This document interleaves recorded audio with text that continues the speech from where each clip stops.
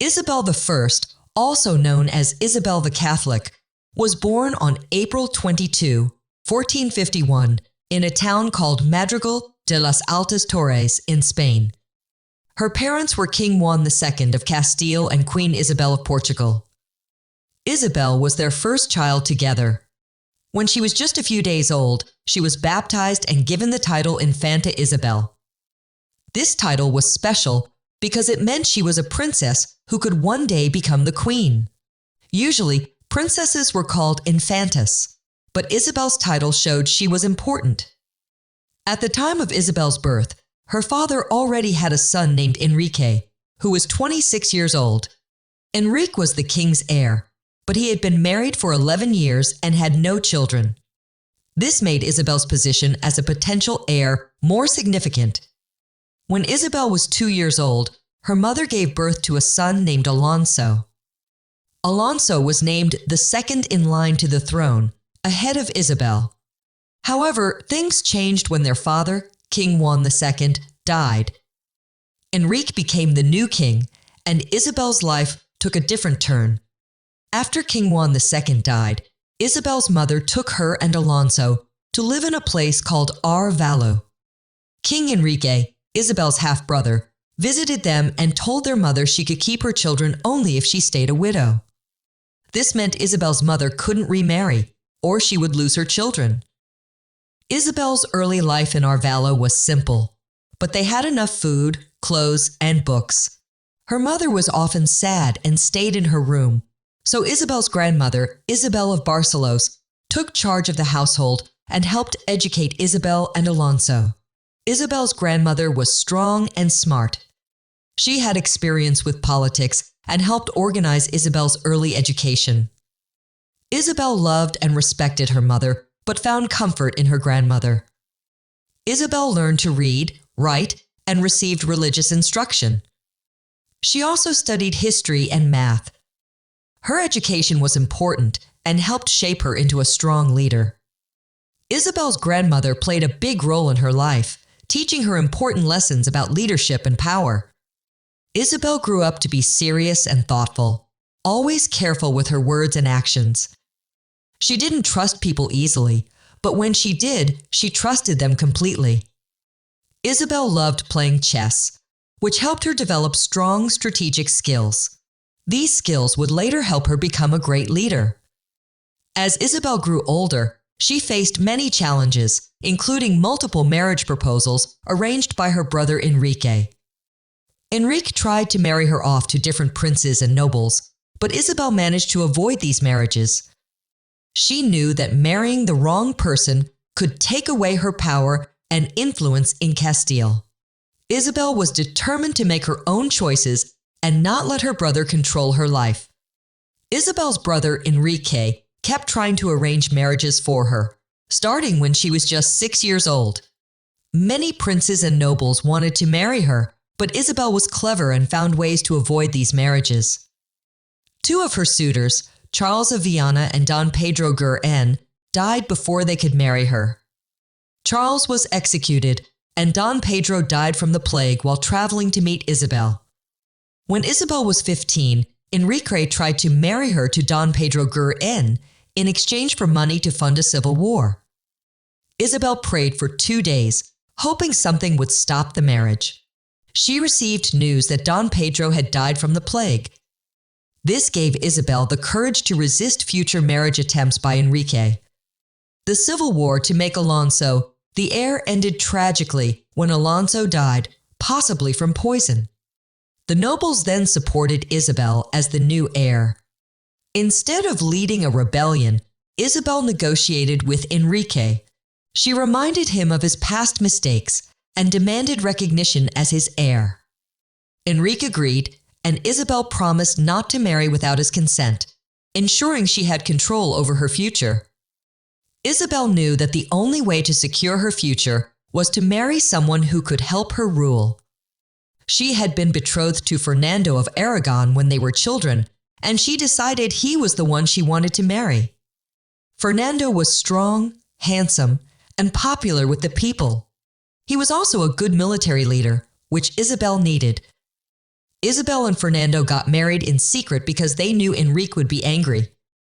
They wrote to Enrique, asking for his forgiveness and telling him about their marriage. Enrique was furious and called Isabel a disobedient woman. He even tried to take away her title as heir. This started another civil war, but Isabel and Fernando had the support of many nobles and towns. Isabel gave birth to her first child, a daughter named Isabel, in 1470. Over the next few years, she had more children and continued to gain support from the people of Castile. Enrique's poor leadership helped Isabel's cause, and by 1473, most of Castile supported her as the rightful heir. With the help of Cardinal Rodrigo de Borgia, Isabel and Fernando reconciled with Enrique, and their marriage was finally accepted. After Enrique died in 1474, Isabel quickly took action to become the queen. The next morning, she went to a church dressed in white to show her mourning. After the service, she came out wearing a fancy red dress and jewels, showing she was now the queen. She rode through the streets on a horse, with nobles following her. This showed everyone that she was the new ruler. Fernando was surprised by Isabel's actions, but he supported her. They worked together to keep the throne. Isabel made her daughter the official heir and started preparing for war. The supporters of Princess Juana, Enrique's daughter, were ready to fight. They invaded Castile, but after a year, they had to retreat. Isabel and Fernando won the war and secured their rule. Isabel and Fernando then focused on improving their kingdom. They created a police force to keep the peace and made sure everyone followed the laws. They also fixed the money problems by closing illegal mints. They traveled to different parts of Spain to take control of trade and taxes.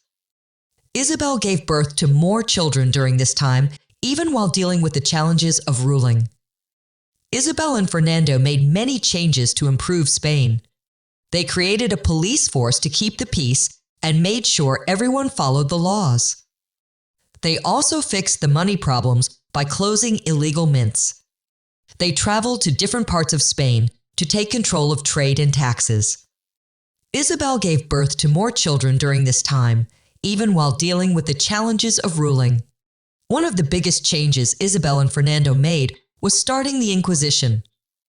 This was a system to make sure everyone followed the rules of the Catholic Church. Jews and Muslims who did not convert to Christianity were forced to leave Spain.